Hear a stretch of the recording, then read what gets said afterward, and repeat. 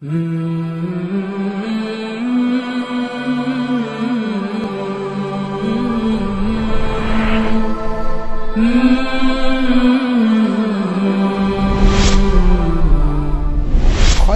من تعلم القرآن وعلمہ، تم میں سے بہترین وہ ہے جو قرآن سیکھے اور دوسروں کو سکھائے۔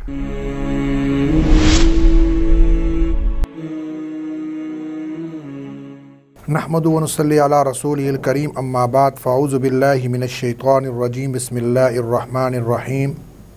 خیرکم من تعلم القرآن وعلمہ، صدق اللہ العظیم۔ ناظرین، میں ہوں ماجد جمیل ستی اور آپ دیکھ رہے ہیں حق نیوز۔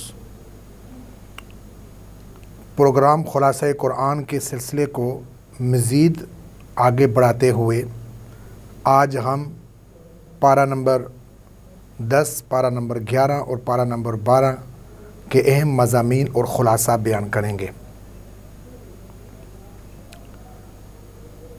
ناظرین اکرام، پارہ نمبر 10 دو حصوں پر مشتمل ہے، ایک سورہ انفال کا بقیہ حصہ اور سورۃ التوبہ کا ابتدائی حصہ۔ سورہ انفال کا جو بقیہ حصہ ہے اس میں 5 چیزیں بیان ہوئی ہیں۔ پہلی چیز جو بیان ہوئی ہے وہ مال غنیمت کے حوالے سے بیان ہوئی ہے۔ وَاعْلَمُوا أَنَّمَا غَنِمْتُم مِّن شَيْءٍ فَأَنَّ لِلَّهِ خُمُسَهُ وَلِلرَّسُولِ وَلِذِي الْقُرْبَى وَالْيَتَامَى وَالْمَسَاكِينِ، کہ مال غنیمت کا حکم یہ بیان ہوا ہے کہ خمس نبی علیہ السلام اور آپ کے اقربا، یتیموں، مسکینوں اور مسافروں کے لیے ہے، اور باقی جو 4 حصے ہیں وہ مجاہدین کے لیے ہیں۔ دوسرے نمبر پر جو چیز بیان ہوئی ہے وہ غزوہ بدر کے حالات بیان ہوئے ہیں۔ کفار مسلمانوں کو اور مسلمان کفار کو تعداد میں کم سمجھتے تھے، اور ایسا اس لیے ہوا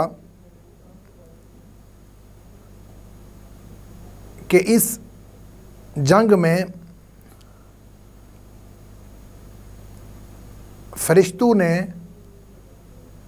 مسلمانوں کو کفار کی تعداد کو کم دکھایا اور کفار کو مسلمانوں کی تعداد کم دکھا کر ان کو روشن باغ دکھائے، جس کی وجہ سے مسلمانوں نے کفار کو شکست دے دی۔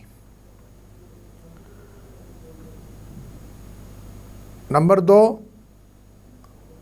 اللہ کی نصرت کے 4 اسباب بیان ہوئے ہیں کہ جب اللہ کی نصرت کب آتی ہے، یا ایھا الذین آمنوا اذا لقیتم فئۃ فاثبتوا واذکروا اللہ کثیرا لعلکم تفلحون۔ نمبر 1، میدان جنگ میں ثابت قدم رہنا۔ نمبر 2، اللہ تعالیٰ کا ذکر کثرت سے کرنا۔ اور نمبر 3، اختلاف اور لڑائی نہ کرنا۔ اور نمبر 4، اور مقابلے میں ناموافق جو امور ہوتے ہیں ان پر صبر کرنا۔ ظاہر ہے جنگ میں تو بہت سے مواقع ایسے آتے ہیں جہاں پر مشکلات کا سامنا کرنا پڑتا ہے، تو وہاں پر صبر کرنا۔ یعنی اللہ کی نصرت کے جو 4 اسباب ہیں وہ اس آیت کریمہ جو میں نے آپ سے سامنے تلاوت کی تھی اس کے اندر بیان ہوئے ہیں۔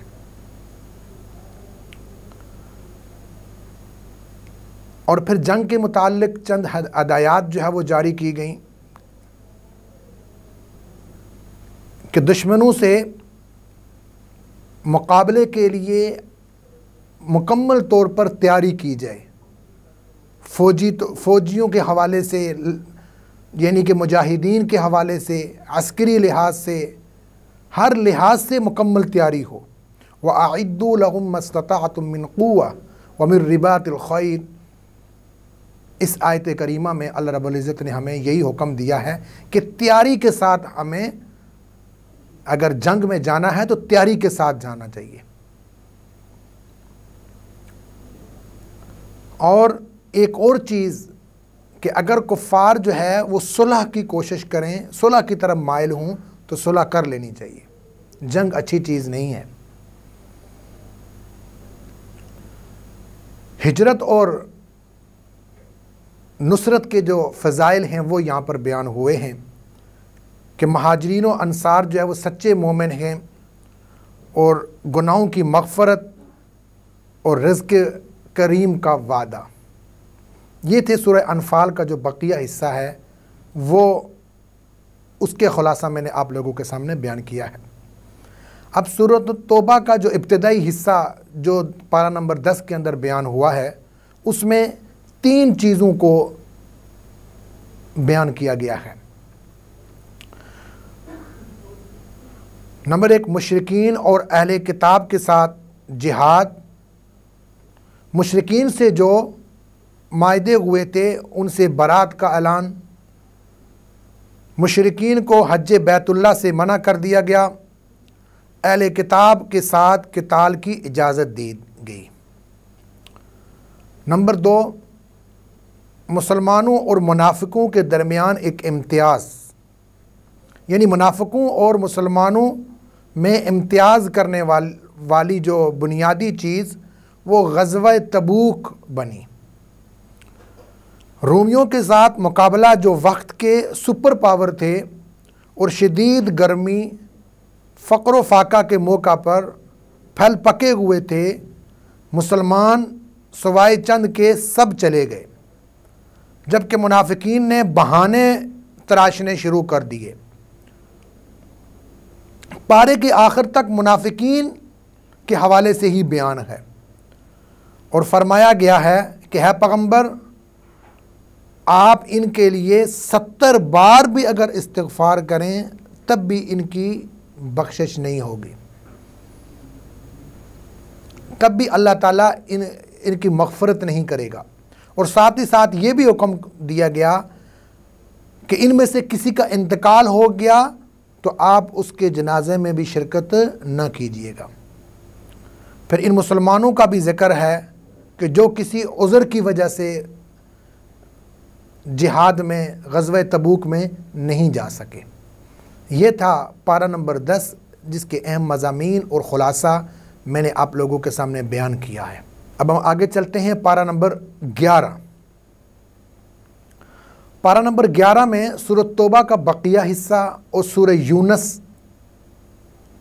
مکمل طور پر ذکر کی گئی ہے. سورۃ توبہ کا جو بقیہ حصہ ہے اس میں 3 باتیں بیان ہوئی ہیں.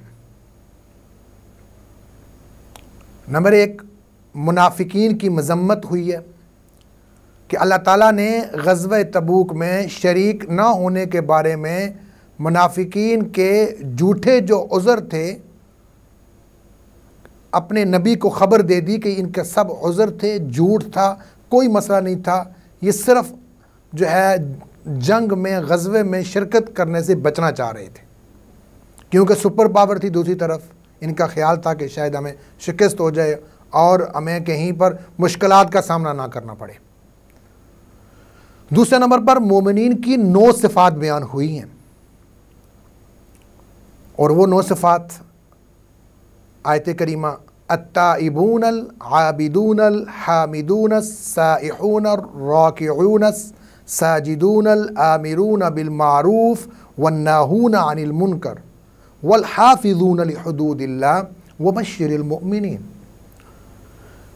کہ توبہ کرنے والے مومنین کون ہوتے ہیں؟ جو توبہ کرنے والے، التائبون، عابدون عبادت کرنے والے، نمبر 2 عبادت کرنے والے، حامدون حمد کرنے والے، کس کی حمد؟ اللہ تعالیٰ کی حمد کرنے والے، الراکعون رکوع کرنے والے، السابحون روزہ رکھنے والے، الساجدون سجدہ کرنے والے، آمرون بالمعروف نیکی کا حکم کرنے والے، वन्नाहून अनिल मुनकर, और बुराई से रोकने वाले। ये मोमिनीन की सिफात बयान हो रही हैं। वल हाफिज़ून लि हुदूदिल्लाह, और आखिरी जो सिफ्त है मोमिनीन की वो ये है कि अल्लाह की जो हुदूद हैं उनकी हिफाजत करने वाले। आखिर में सूरह तौबा के आखिर में रसूलुल्लाह सल्लल्लाहु अलैहि वसल्लम की अज़मत को बयान किया गया है। लक़द जाअकुम रसूलुम मिन अनफुसिकुम अज़ीज़ुन अलैहि मा अनित्तुम हरीसुन अलैकुम बिल मुमिनीन रऊफ़ुर रहीम, कि रसूलुल्लाह सल्लल्लाहु अलैहि वसल्लम आप ही में से हैं, पहली बात। दूसरी सिफ्त उनकी ये बयान हुई है कि जब आपको कोई मुशक्क़त पहुँचती है, अज़ीज़ुन अलैहि मा अनित्तुम, तो वो उनको ग्रां गुजरती है, वो परेशान हो जाते हैं कि मेरी उम्मत को कोई मुशक्क़त ना हो। और तीसरी सिफ्त ये बयान हुई है कि वो हरीस हैं बिल मुमिनीन रऊफ़ुर रहीम, के मुमिनीन के हवाले से वो हरीस हैं कि मुमिनीन किस तरह से उनको दुनिया में भी फ़ायदा हो और आखिरत में भी फ़ायदा हो।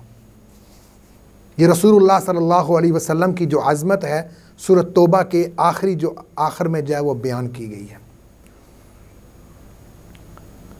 इसके बाद ग़ज़वा तबूक में शिरकत ना करने वाले जो मुखलिस 3 सहाबा थे उनके बारे में तज़किरा आया है।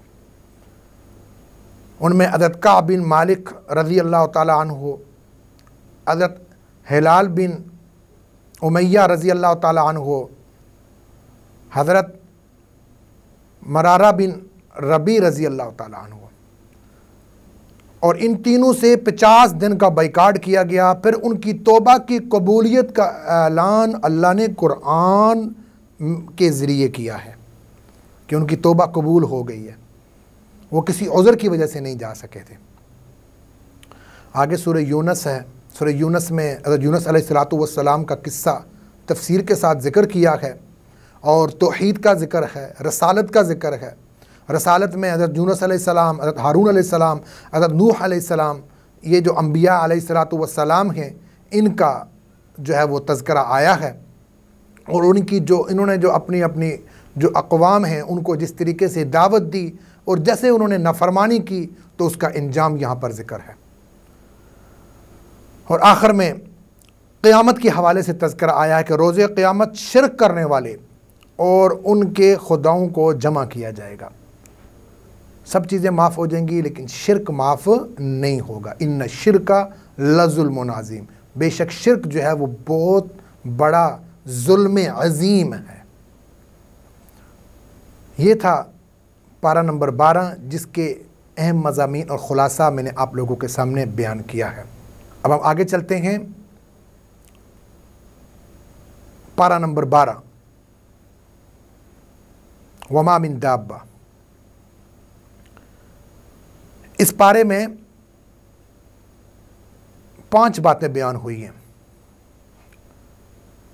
कुरान की आज़मत को बयान किया गया है, और कुरान अपनी आयात, मानी और मज़ामीन के एतबार से मुहकम किताब है, मुहकम, और इसमें किसी भी एतबार से कोई शक व शुबा नहीं है, और इसमें कोई तारुज़ भी नहीं है। और अल्लाह ताला ने कुरान पाक एजाज़ कुरान को बयान करते हुए यहाँ पर भी कुफ़ार को चैलेंज किया कि तुम इस जैसी कोई एक सूरत लेकर आओ। दूसरे नंबर पर तौहीद को बयान किया गया, अकीदा तौहीद को तफसीर के साथ यहाँ पर बयान किया गया है, और उस हवाले से कि सारी मखलूक को जो रिज़्क़ देने वाली ज़ात है वो अल्लाह रब्बुल इज़्ज़त की ज़ात है। वमा मिन दाब्बतिन फ़िल अर्ज़ि इल्ला अलल्लाहि रिज़्क़ुहा व यअलमु मुस्तक़र्रहा, यानी इस दुनिया के अंदर जितनी भी मखलूक है उसको रिज़्क़ देने वाली ज़ात वो अल्लाह रब्बुल इज़्ज़त की ज़ात है। चाहे वो चौपाए हैं, चाहे वो कीड़े मकोड़े हैं, चाहे जो जितने भी हशरात हैं, सब को जो रिज़्क़ देने वाली ज़ात वो अल्लाह रब्बुल इज़्ज़त की ज़ात है। इस कलमा तौहीद को जो है वो मिसालें देकर जो है इसके अंदर बयान किया गया है और मज़ीद वाज़े किया गया है तौहीद को। क़यामत का तज़किरा भी यहाँ पर आया है और रसालत का तज़किरा भी اس پارے کے اندر آیا ہے۔ انبیاء علیہ الصلوۃ والسلام کا تذکرہ، حضرت ہود علیہ الصلوۃ والسلام کا، حضرت شعیب علیہ الصلوۃ والسلام کا، یہ حضرت شعیب علیہ السلام کا، یہ جو انبیاء علیہ الصلوۃ والسلام ہیں ان کے قصص بھی اس صورت کے اندر جو سورہ ہود ہے 12واں سپارہ ہے اس کے اندر ذکر آیا ہے۔ قیامت کا تذکرہ آیا ہے کہ روز قیامت انسانوں کی دو قسمیں ہوں گی، ایک بدبخت لوگ ہوں گے اور ایک نیک بخت لوگ ہوں گے۔ بدبختوں کے لیے ہولناک عذاب ہوگا جب تک اللہ چاہیں گے، اور جو نیک بختوں کے لیے اللہ نے جنت میں ہمیشہ ہمیشہ کے لیے بے حساب اجر بھی رکھا ہے اور بہت کچھ انعامات رکھے ہوئے ہیں۔ اب اس کا جو دوسرا حصہ ہے 12ویں سپارے کا، اس میں حضرت یوسف علیہ الصلوۃ والسلام کا قصہ بیان ہوا ہے۔ سورت کا نام بھی سورہ یوسف ہے۔ ان کا جو قصہ ہے وہ تفسیر کے ساتھ بیان ہوا ہے، اور اس سورہ یوسف میں جو چیزیں اس کے پڑھنے کے بعد ہمیں جو سمجھ آتی ہیں اور جن چیزوں سے ہمیں بچنا چاہیے، وہ جو جن کا ذکر آیا ہے وہ یہ ہے۔ نمبر 1، جو مصیبت ہے، مشکل ہے، اس کے بعد راحت ہے۔ سورۃ الانشراح میں بھی اللہ رب العزت نے یہ فرمایا نا کہ ہر مشکل کے بعد آسانی ہے۔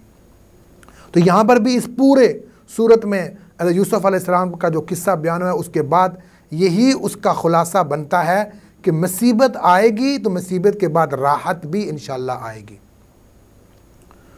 دوسرے نمبر پر حسد ایک خوفناک چیز ہے۔ حسد کی وجہ سے حضرت یوسف علیہ الصلوۃ والسلام کے جو بھائی تھے انہوں نے کیا ان کے ساتھ معاملہ کیا، اس کا تذکرہ آیا ہے۔ اور تیسرے نمبر پر جو بات یہاں بیان ہوئی ہے کہ اچھے اخلاق ہر جگہ پر کام آتے ہیں، تمام جگہ پر اچھے اخلاق کام آتے ہیں۔ اور چوتھے نمبر پر جو چیز سورہ یوسف کے جو مضامین میں بیان ہوئی ہے وہ یہ ہے کہ پاک دامنی تمام بہلائیوں کا سرچشمہ ہے۔ اور نمبر 5، نامحرم مرد اور عورت کا اختلاط انتہائی میں نہیں ہونا چاہیے۔ نامحرم مرد اور عورت کا اختلاط تنہائی میں نہیں ہونا چاہیے۔ اور چھٹے نمبر پر کہ ایمان کی برکت سے مصیبت آسان ہو جاتی ہے۔ اور 7ویں نمبر پر معصیت پر مصیبت کو ترجیح دینی چاہیے۔ یعنی معصیت کا مطلب کیا ہے؟ گناہ اگر ایک طرف گناہ ہے، دوسری طرف اگر وہ گناہ پر آپ عمل نہیں کرو گے تو مصیبت ہے، مصیبت کو جو ہے وہ ترجیح دے دو، معصیت کی طرف نہ جاؤ، گناہ کی طرف نہ جاؤ۔ یہ چند چیزیں جو سورہ یوسف پڑھنے کے بعد جو ہے اس کے جو اسباق ہیں جو ہمیں حاصل ہوتے ہیں وہ میں نے آپ لوگوں کے سامنے بیان کر دی ہیں۔ تو اس طرح پارہ نمبر 12 کا بھی جو مضامین اور خلاصہ تھا وہ میں نے آپ لوگوں کے سامنے بیان کیا۔ تو آج ہم نے پارہ نمبر 10، 11، 12 کا جو خلاصہ اور اہم مضامین بیان کیے ہیں۔ اللہ رب العزت سے دعا ہے کہ اللہ رب العزت مجھے اور ہم سب کو جو یہ خلاصہ بیان کیا گیا ہے اس کو تفصیل سے پڑھ کر اپنی زندگی کا حصہ بنانے کی توفیق عطا فرمائے۔ وآخر دعوانا ان الحمد للہ رب العالمین۔